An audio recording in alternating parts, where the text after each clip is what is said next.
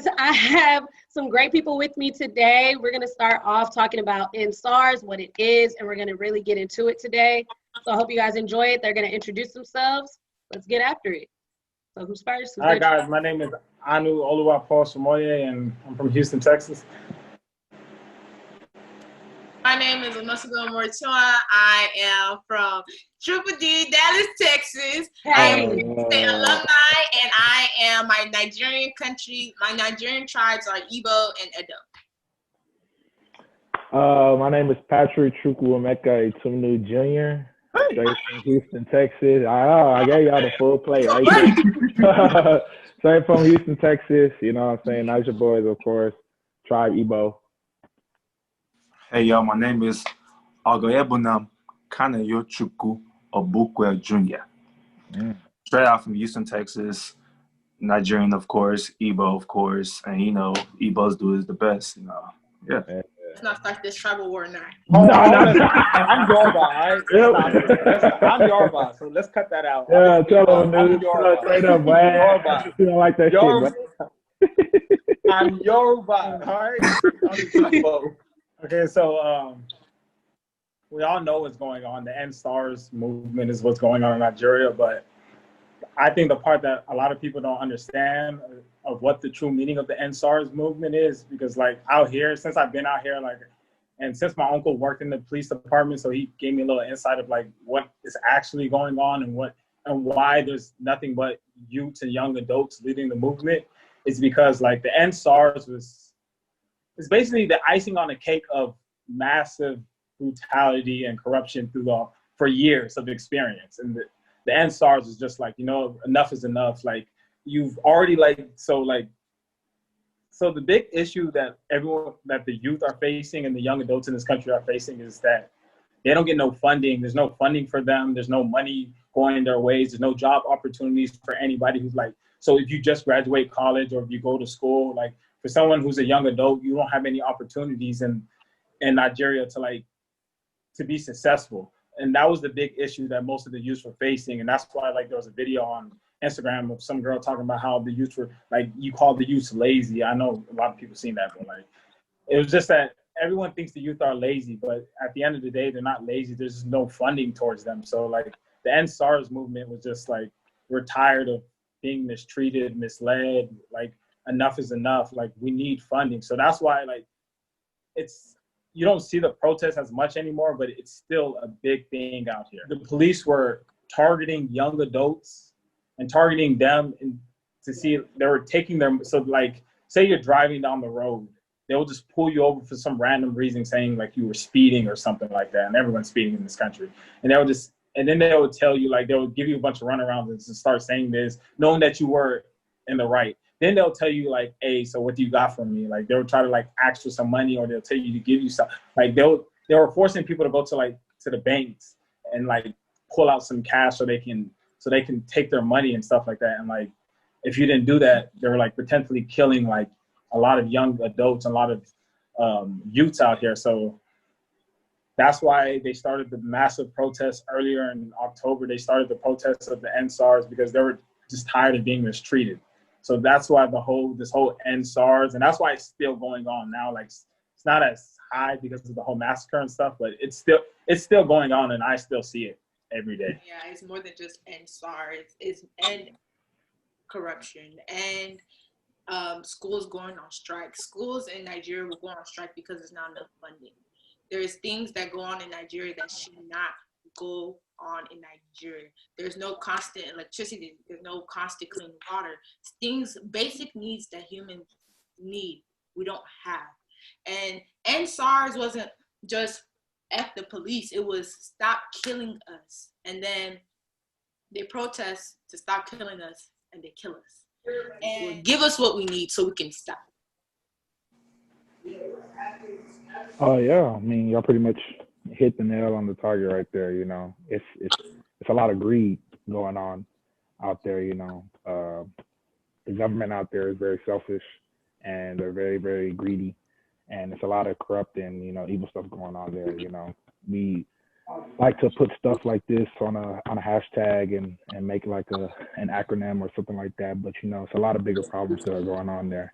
in Nigeria, you know, and they've been facing this for a while now, you know. It's just being shedded and brought to light now this year, really, just because of all the stuff that's going on out here in America, you know, when stuff like this has been going on for years, decades even.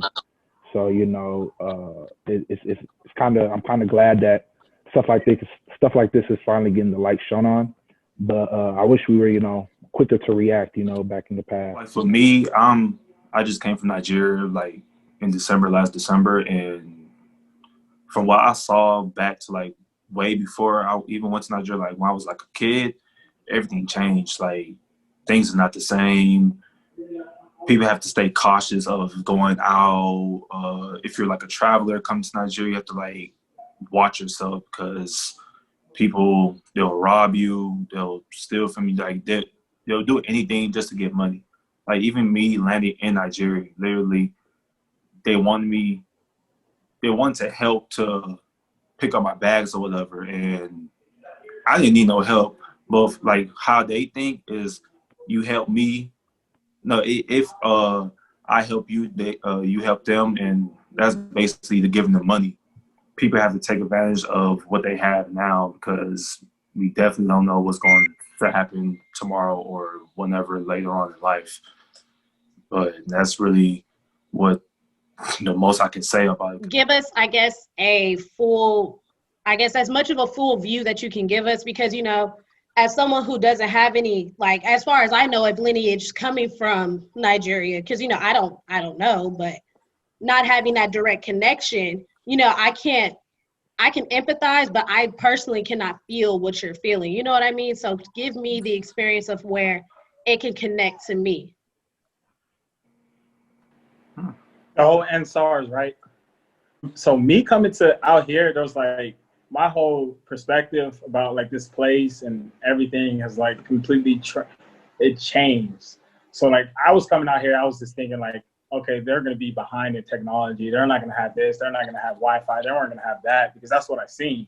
But once I got here, I realized like, okay, they have a bunch of stuff around here. But like the lifestyle of living here is, it hurts to see sometimes. Like, it's really sad to like see like what people go through out here, because like simple things that we take for granted every day is things out here that people wish they can have. Like the funding is not like they live day by day.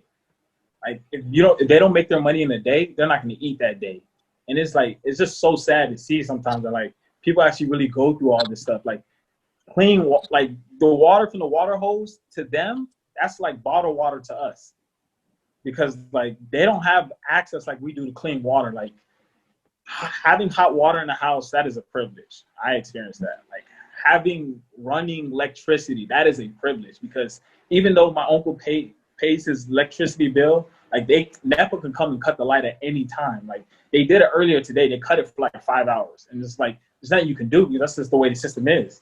Like all you can do is just turn on your generator, but at the end of the day, like once the diesel runs out, like you're still without light. So it's like, it's crazy. Like even having an AC unit that circulates around your house, that is a privilege, because our poor class in America will probably be somewhat middle class around here in certain areas. It's not like that the whole place, but I'm happy I have a chance to see like what's going on and how like I can really like be affected about like the EndSARS and how like the government is really affecting like the lower class, and like how like the government is stealing like fundings and money and like things to help the lower class. They're stealing it, and they're just out here suffering. Like majority of my family is down there. My mom's siblings, there's only like one out of 16. There's 16 kids. Only one is in the U.S., which is my mom. No, I take that back. 2, because she got married and she got a visa, and she was able to come down here. And then the other one who was able to move his kids to Canada. The rest are in Nigeria. So with us being here, we have that responsibility of you have to take care of your family down there, because their government is not going to help you down there. It's just not. There's no Medicaid. There's no Medicare. They don't care. Like they're not going to eat you. There's none of that there. So for us is whatever we have, we give. Like, whenever there's old clothes, I have old clothes, I don't want it. I don't have that look. I'm not going to Plato's Closet. I'm not going to Goodwill. I'm going to go send that stuff to my family because they need it. They need that supply. And even for me, it's like, okay, when I go to Nigeria, I live well. Like, I have a cook, I have a driver, we have a gate man, we have all those stuff, but you still have, it's a wall. It's what you see is what you get. You go in your house, you have all this stuff, but when you come out, it's reality. There's no such thing as a traffic light. What is that? No, what is that? No, can you tell me what that is? We don't have that. Green is green. Lines on the road. Like, what? There's no such thing. Traffic is from day till dawn. Like, traffic is 24/7 all day. And you want to tell me, like, there's just so many things. We don't have plumbing. What? I went to my aunt's house one time. I said, Aunt Annie, use the bathroom. She showed me to a house, like an empty house with pavement on, just pavement, no toilet, pavement. Go use the restroom. I said, yo, what is, there's no like, and we're laughing, but it's like real life serious. Like, no, me, if I want to go use a shower, I'm going to go get a bucket and I'm going to go shower. That's what it is. That's how it is back there. There's no privilege like that. My parents used to threaten me, oh, if you don't do good, I'm going to send you back to Nigeria. You know how sad that is? They're threatening you to send you from where they came from. People drink bottled water. It's a privilege. Have you drank water from a bag and they call it pure water? Have you heard of that? Have you heard of that? It's water in a bag. To drink the water, you have to rip it with your teeth and squeeze it like it's a fucking Capri Sun.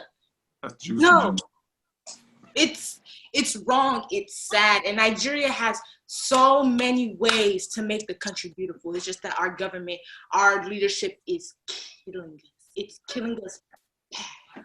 And Nigeria is used to suffering, and they just think it's life. They make the best out of everything. Nigerians are hustlers, no matter what. Where we go, what country, what land, we hustle. This is the water in the bag right here. Yes, sir. Wow. Right there. Go out Put on the bag.